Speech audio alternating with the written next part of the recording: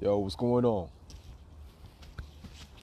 I'm being a little dramatic with this jacket on. Y'all give me a couple of seconds real quick. Give me a couple of seconds. Let me take this jacket off. All right, what's going on, everybody? This is Edward Williams, founder and creator of Health by Any Means Necessary. And first of all, how's everybody doing? Go ahead and type 5 if you're doing all right. Let me know where you're at. Let me know what you're up to right now. Some of y'all are at work. I know a lot of people are probably off this week. My kids are off. A lot of people who work in the school systems are off right now this whole entire week. Everybody's getting ready for, the holidays, Thanksgiving and everything like that. So, got to be around the family, so it's a good time, all right? So, want to say what's going on, everybody. You all know that I like to talk about things that are relevant. What's going on, Deborah? Fabian, what's going on? So, I like to talk about things that are relevant or things that are taking place in the, as far as the clinic, my patients go, some real world situations. And so this one I titled something that you all have heard me say for years. I've done several videos about it, but I want to do another one about it because it's relevant. It's relevant, and I need to continue to say this message, and that is that when it comes to PCOS, women, what you should know about PCOS, Polycystic Ovarian Syndrome, is that PCOS is diabetes of the ovaries. Now, I know that sounds crazy, but since when do I not say things that sound crazy at first? Like high blood pressure, it's not a disease. Type 2 diabetes, not a disease. High cholesterol, not a disease. But we're going to stick on course with PCOS, Polycystic Ovarian Syndrome. And so I've been saying, and I'll continue to saying, when it comes to insulin resistance, we need to understand that insulin resistance is the foundation. It is the platform for multiple conditions. It is the platform for PCOS, Polycystic Ovarian Syndrome, high blood pressure, in most cases, high blood pressure, high cholesterol, prediabetes, diabetes, type 2 diabetes, obesity, hypergonadism, so many conditions. And we need to understand that without insulin resistance, those things don't take place. Those things are, those things that I just mentioned, they are just different aspects, different signs and symptoms, different faces of insulin resistance. They are not a separate disease by themselves. And I know that, we have been told over and over that, that is a disease. Your blood pressure is increased, then that's a disease. Your cholesterol is a little high, then that is a disease. Your blood sugar a little high, then that is a disease. These are not diseases. These are signs, these are symptoms, these are adaptations. This is your body responding to the internal environment. When it comes to insulin resistant, we've been told the story that is also a medical condition. That is also a disease. And what I'm telling you is that insulin resistant is something that can be activated and deactivated.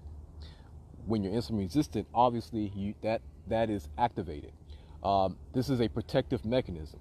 Insulin resistance comes about when your cells have made the conscious and intelligent decision to downregulate the insulin receptors. Why are they doing that? Well, the cells are downregulating the insulin receptors because insulin receptors are allowing glucose to come into the cell. And in a normal situation, that's fine. That's okay because your cells need glucose so that it can do its job. However, in the situation where the cells are at full capacity with glucose, your cells will now make the intelligent decision to downregulate those insulin receptors so that it will now resist glucose. All right, so this whole idea that your cells are empty or that your cells don't have enough glucose or your cells are starving, that's a lie. It's a lie. I would say a myth, but I want to choose my words better. That's a lie. It's not, your cells are not starving.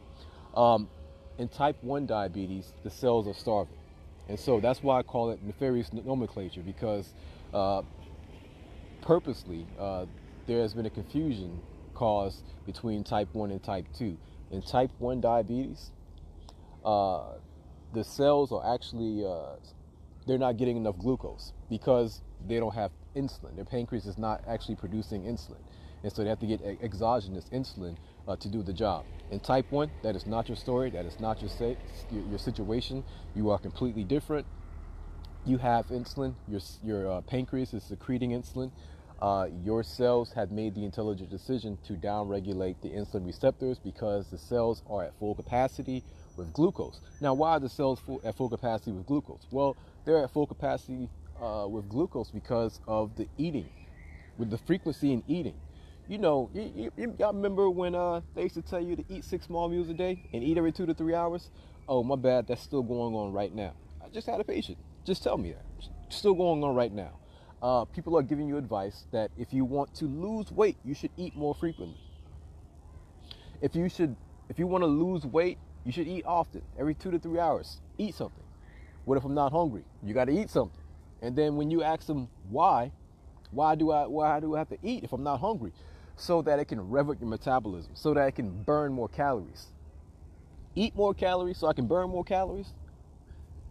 You know, so if you start asking some basic questions about this dietary advice that this medical system, this healthcare system is giving you, you're going to see, the way I see it, that this is the very advice that I would give someone that I want to be sick. If I wanted you to be insulin resistant, I would tell you to eat frequently. If I wanted you to be diabetic, I would tell you to eat very often, drink this juice. If I wanted you to have those situations, those conditions, then this is the advice that I would give you. And this is the advice that they're giving us systemically. So, back to PCOS.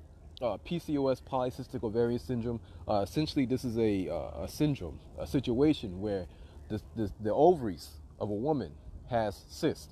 Now, cysts, when you look at it on the ultrasound, if you do a pelvic ultrasound, what the radiologist is going to see is that you have an ovary. Ovaries look like eggs.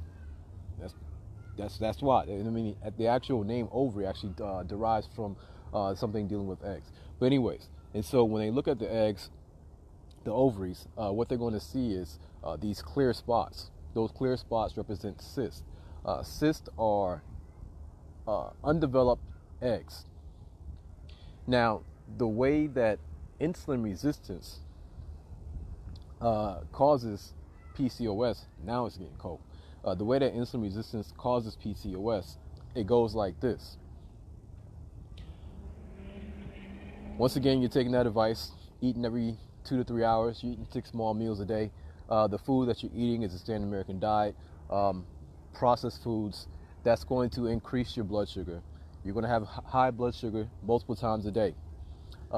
Those cells are going to take the glucose that they need. Your cells are going to get to the point where it's going to be at max capacity as pertains to glucose. Once it becomes at full capacity with glucose, it's going to downregulate the insulin receptors because we don't need any more. The downregulation of the insulin receptor causes the glucose to stay out into the bloodstream. With that glucose out in the bloodstream, the bodies have to now make another intelligent decision. What do we do with this glucose? Well, we're going to send some of it to the kidneys so it can be filtered out and urinated out into the urine. And then with the other aspect, we're going to send it to the liver. The liver is going to convert it into fat, and then the liver is going to ship that fat out to the fat cells, adipocytes, right? Well, the body can do that, and it'll do it fine. It doesn't want to, but it'll do it because your body wants to survive by any means necessary. Your body's going to adapt to the environment that you're giving. So when your body is doing that, and we continue to eat very frequently, like every 2 to 3 hours, we're snacking, or we're drinking juice, orange juice, apple juice, grape juice, I don't care what type of juice, there's sugar. And so when we're doing that, we're just giving our body a constant source of fuel, a constant source of, not fuel, glucose. And we're keeping that glucose elevated. With that glucose being elevated, the insulin is going to also be elevated because insulin is trying to get it's trying to clear the bloodstream of glucose, because having high levels of glucose is toxic. But guess what? You want to know what's more toxic than high levels of glucose? High levels of insulin, because high levels of insulin affects everything. High glucose affects everything, but it doesn't affect everything the way high levels of insulin affects everything. And so over time, when you continue to flood the system, your system with all of this food, your liver is going to get to the point where it can't keep up with the conversion of the fat and the shipping out of the fat. And so what happens is that the liver is supposed to ship, once it converts the fat, it's supposed to ship it out to the fat cells. Your liver is an organ. Fat is an organ. I know, just hold on. Fat is an organ. And your liver is supposed to ship that out to the adipocytes so that it can be stored there. But when you're eating real fast, guess what? The liver doesn't have time to properly transport it out, and so a lot of that fat is going to get stored inside of the liver. Not only that, a lot of that fat is going to get stored inside your pancreas. Once it starts getting stored inside the pancreas, your body's going to get to the point where the islets of Langerhans, the beta cells, the ones that actually release the insulin, is going to get clogged with this fat that doesn't belong there in the first place. And so you're going to have intracellular fat inside the pancreas, and you're going to have intracellular fat inside the liver. The intracellular fat inside the pancreas is going to cause a decrease in the insulin. That doesn't mean the pancreas is broken. That doesn't mean your beta cells are burned out. It means that it has fat where it doesn't belong. Your liver is also going to take a huge hit as well too, because now your liver is not able to convert all of that sugar as fast as it used to convert it, because now you have your hepatocytes, the liver cells, are now infiltrated with fat as well. And so when that sugar is coming to the liver, the ability to convert it to fat has dramatically dropped. With that dramatic drop, you now have that, it's like traffic. You now have the highways flooded with cars. You now have your bloodstream flooded with glucose because it doesn't have anywhere to go.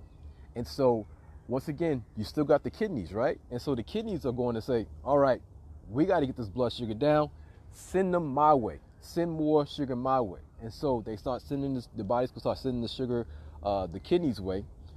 The liver is going to continue to do what it can do. The sugar is going to the kidneys. Once the kidneys get it, it's going to filter it out. But guess what? The kidneys are taking a hard hit as well too, because I told you high levels of glucose is toxic, but higher levels of insulin is even more toxic. And so the kidneys over time are going to become damaged by it. And over time, with that high levels of insulin, everything in your body is going to get affected by it, including the pituitary gland. Yeah, I know it took a long way to get there, but I'm going to get there. And so high levels of insulin is going to affect all organs, and it's also going to affect your pituitary gland. When the high levels of insulin starts affecting the pituitary gland, so males and females, we have the pituitary gland. The pituitary gland is secreting something called LH and FSH. LH stands for luteinizing hormone. FSH stands for follicle stimulating hormone. Those two hormones, they have jobs to do in men and females, in women. And they're similar, but they're different as far as the sexes go, the genders go. And so in women, you're supposed to have, when you're not menstruating, when you're not ovulating, there's supposed to be a certain ratio. There's supposed to be a certain ratio of LH to FSH. During the time of ovulation, when it's time to ovulate, so when you're just on a normal basis, like you're not ovulating, you should have less LH than you do FSH for females. Well, what the insulin does, the high insulin levels, what they do is they throw off that ratio. And having high levels of insulin will throw off the ratio and now increase the LH. And so LH, luteinizing hormone, what that does is it stimulates the creation of the lupus cordium, the actual eggs itself. And so it creates the eggs itself. Those eggs are supposed to go to the actual ovaries, and then the FSH, the follicle stimulating hormone, is what stimulates the ovaries, stimulates the actual eggs to grow to full maturation. So you need them both. You need the creation of the eggs, and then you need the FSH, the follicle stimulating hormone, to fully maturate those eggs, to make them fully grown. So with the LH it's doing its job, but it's doing its job at a very fast rate because insulin resistance has caused that LH to increase. The FSH, when the LH increases, the FSH decreases. And so you don't have enough stimulation on the eggs to make those eggs become fully mature. When those eggs are not becoming fully mature the way they should, because when the eggs become fully mature and they're not fertilized, they are now going to shed. That's when the woman is going to have her menstrual cycle. But when those eggs are not coming to full maturation, the woman does not have her menstrual cycle, because what are you having a menstrual cycle for? And so this is when women start to miss their menstrual cycles, their periods. And so they call it amenorrhea. And this is actually a symptom of PCOS. Women can go months and months and months, like 6 months at a time sometimes, without having a menstrual cycle, or it can be irregular, it can come, it can go. And so this is one of the many symptoms of PCOS. And so also, like I told you, when women have a pelvic ultrasound or trans-abdominal ultrasound, you can actually see these undeveloped eggs in the actual ovaries themselves. So going forward, this is unnatural. The body doesn't want to do it, but it's adapting because of the high levels of insulin. So the high levels of insulin are causing a swap in the conversion, the ratio of FSH and LH. This is causing your eggs to not grow to full maturity, which is causing the woman not to release eggs, which is causing her to miss a menstrual cycle, and it's also causing her to have problems not to get pregnant. So she's not going to be able to get pregnant because, once again, the eggs, they're not mature. And so that's one side of the insulin resistance, as far as how it affects them. But then there's a whole other side where the high levels of insulin is going to directly affect the eggs, the ovaries. And so that first route I told you about, that's how PCOS is affected based on the pituitary gland. The pituitary gland is affected by the high levels of insulin. But the high levels of insulin, I told you, it affects everything. Nothing's safe. The high levels of insulin, when it directly reaches the ovaries itself, it's going to make the ovaries secrete more testosterone. Yes, women have testosterone. And yes, men have estrogen. We have them all. We have them both. However, in women, the levels of estrogen are supposed to be way more than the testosterone. And in men, the levels of testosterone must be way more than the levels of estrogen. However, now I'm getting cold. However, with PCOS, that is swapped. The high levels of insulin will now decrease the amount of estrogen the woman secretes, and the high levels of insulin will now make the ovaries secrete more testosterone. Now she's going to have more testosterone floating around her body, and this testosterone would not be bound by a sex binding hormone. And so what's going to start to happen now is that she's going to have symptoms that are closely related to a male going through puberty, essentially. And so what's going to happen is that free-floating testosterone is now going to go places that it shouldn't be. And so that free-floating testosterone will now store itself in the hair follicles of the face, specifically under the jaw, and it's going to cause the growth and the development of thick, coarse hair. And so they call that hair tourism. It's also going to store itself into the hairline of the woman as well too, and it's going to create a situation where she has where it looks like male pattern baldness, and so the corners of the hair, speaking of hairline, and so the hairline is going to recede more like that widow's peak hairline receding. It's also going to affect the vocal cords, and so she could also have a thickening, deepening of the voice. It can also affect. It can also cause dark patches, dark velvety patches as well too. So classically, you'll see that on the back of the neck. You can also see it under the breast. You can also see it under the arms as well too. That higher levels of testosterone will also make increased aggression as well. So many things is going to be affected, and it's going to be affected essentially. It really changes the dynamics of the gender for both, because men have the exact same thing, except swap it, and so that's gynecomastia. When men, insulin resistance, gynecomastia. So now you just swap it. We're talking about the feminization of the man on that side, and on this side we're talking about the masculization of the woman on this side when we're talking about PCOS. And so that's how that situation is created. And that's how food creates that situation. But not only food, but just the frequency, the high frequency of eating. You know, that advice that they gave you all. They gave us all. Now, what do we do about it? Y'all already know what I'm going to say. The same thing I always say. Fasting should be your first line defense and offense for many things. I mean, like, it's not too often that I don't give the advice of fasting in a conversation dealing with one of these chronic conditions. Like, it's rare when I find somebody that I'm not able to give that advice to, but for the most part, fasting. And now, why would fasting work? Well, listen to this video again and then reverse engineer everything I just said. We started the epigenesis. Well, let's just say the epigenesis, as far as in the body goes, when this all started, it started with 1, the food, the types of food, and then 2, the frequency of the eating.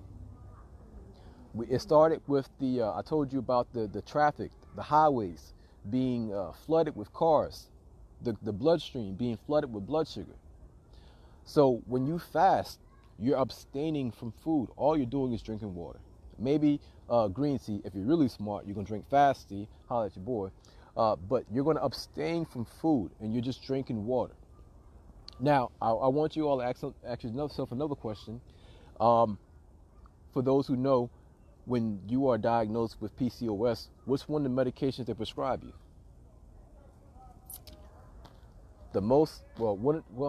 I think it's the most common. But it's for sure that's like top 2. Medication prescribed for people who have, or women who have PCOS, is metformin. What do you all know metformin to be? You all know metformin as an anti-diabetic medication. Why do they prescribe metformin? They prescribe metformin because metformin works in 3 ways. 1, metformin slows down the absorption of glucose. Metformin will slow down the release of glucose from the liver. Metformin increases insulin sensitivity in the cell by tricking the cell, making it think that it's starving by activating the AMP kinase. Different story, but I don't recommend it. And so what happens is women will start taking this medication, a diabetic medication, because whether a doctor or nurse practitioner or PA knows it or not, essentially what they're treating is insulin resistance. But it's not their fault, because I'll tell you right now, well, to a certain extent, it's not their fault. You know what I mean? But I'll tell you right now, as far as the protocol goes, they're doing their job. And this is why I tell you, this thing is systemic. Somebody told me the other day, like, you keep saying systemic, but do you know what you mean by systemic? I'm like, yeah, I know what I mean, but when I say systemic, you think I'm just talking?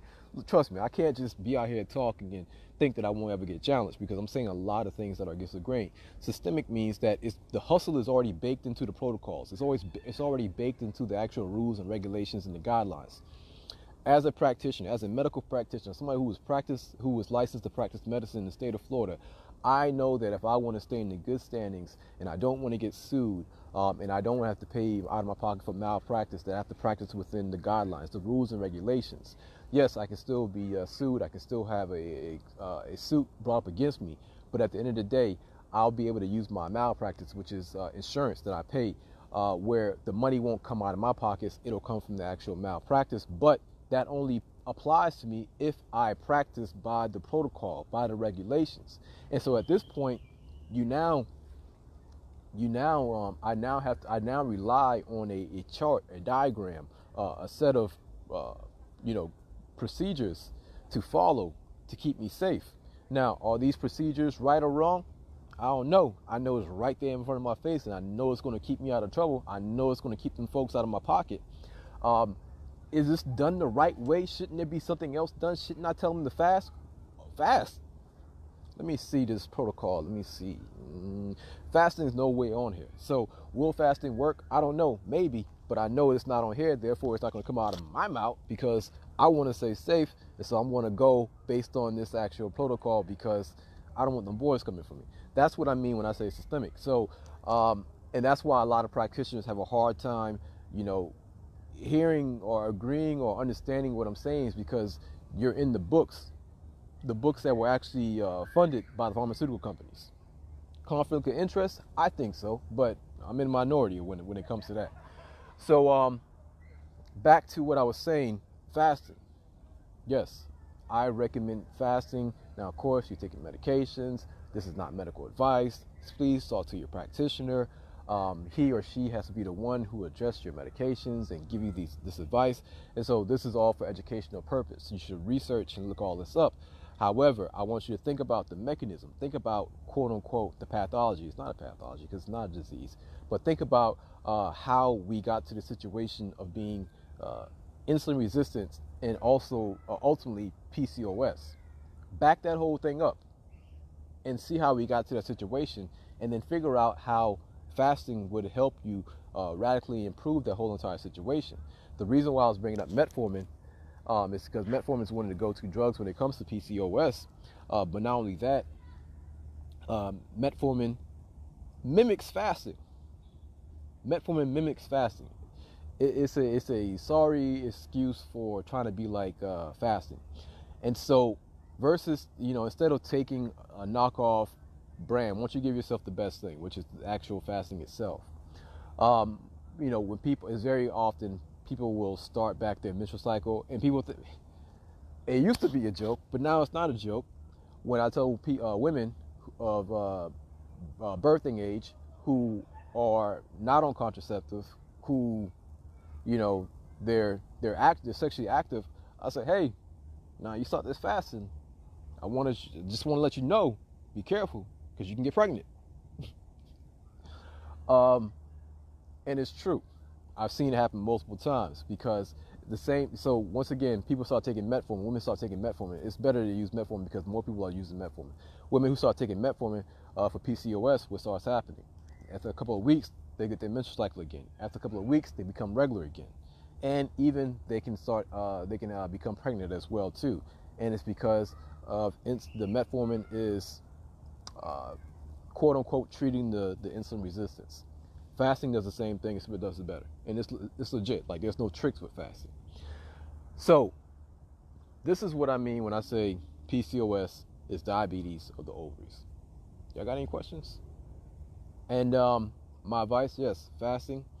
There are also key nutrients and herbs that I highly recommend. I have that all listed out on my website. Also, while we're talking about this, so every year, you know, I know Black Friday comes around. Well, we do something a little different over here at H-BAMN. We call it NUBIAN Friday.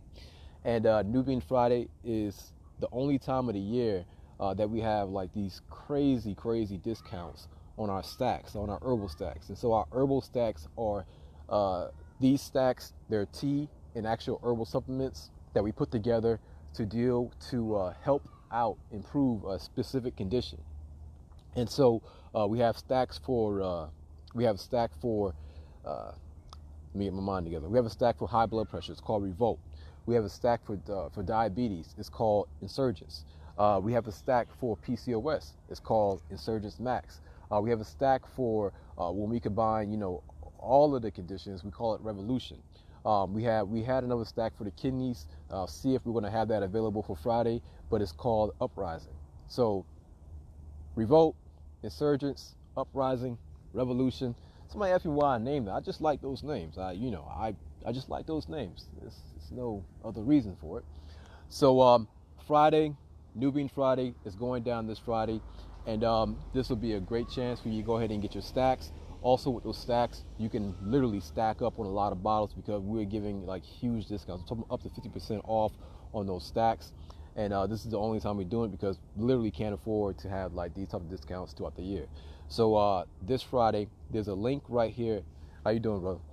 There's a link in this video right now above where I'm talking at. Click on that link and sign up to the email list. That way, when the actual sale goes live, you'll be one of the first ones to know.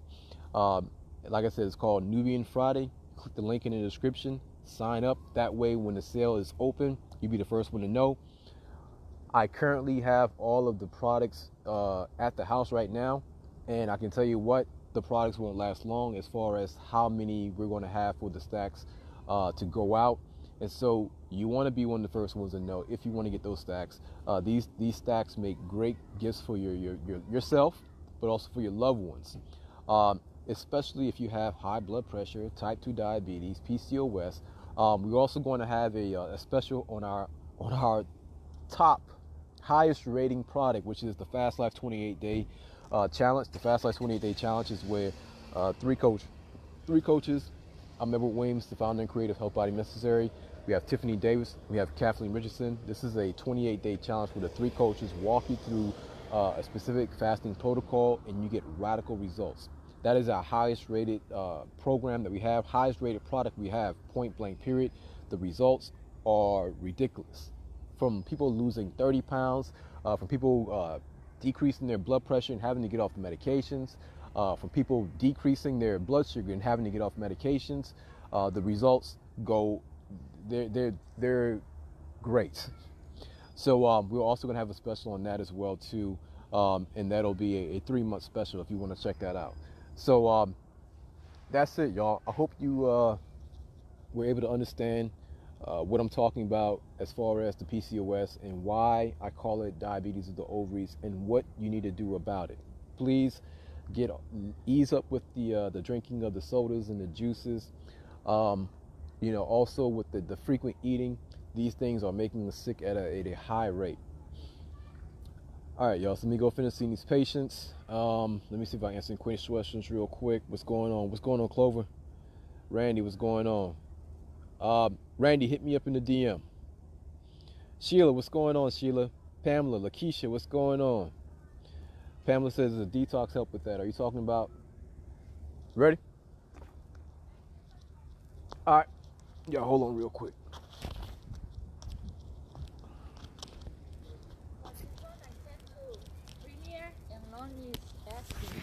If he needs to go to cardiology, I said, I don't think so. It's just to go up, but says bradycardia. Let me see, turn the, let me see the EKG. I mean the EKG? No, so let me see the note again. No, so that's just a precaution. He doesn't need to go to cardiology. Right? And I said, no, I don't think so, because if he needs to go to cardiology, we were going to send him to cardiology. Yeah, no, he's already. Good. Yeah, he's fine. Right? Yeah, those are just precautions. It's a normal bradycardia. Right. Yeah, he'll be all right. Right? He's good. What was I saying? Oh, yes, let me finish reading these questions. What's going on, Claudette? Sheila, what's going on? Pamela says, that's if you're not diabetic. Lakeisha says, more doctors that really care about people should band together against this crooked system instead of lining the pockets. Yeah, for sure. For sure. Junie says, I need your book. So, Junie, go to donewithdiabetes.net. And it's a free book. It's still available right now. You can still get it.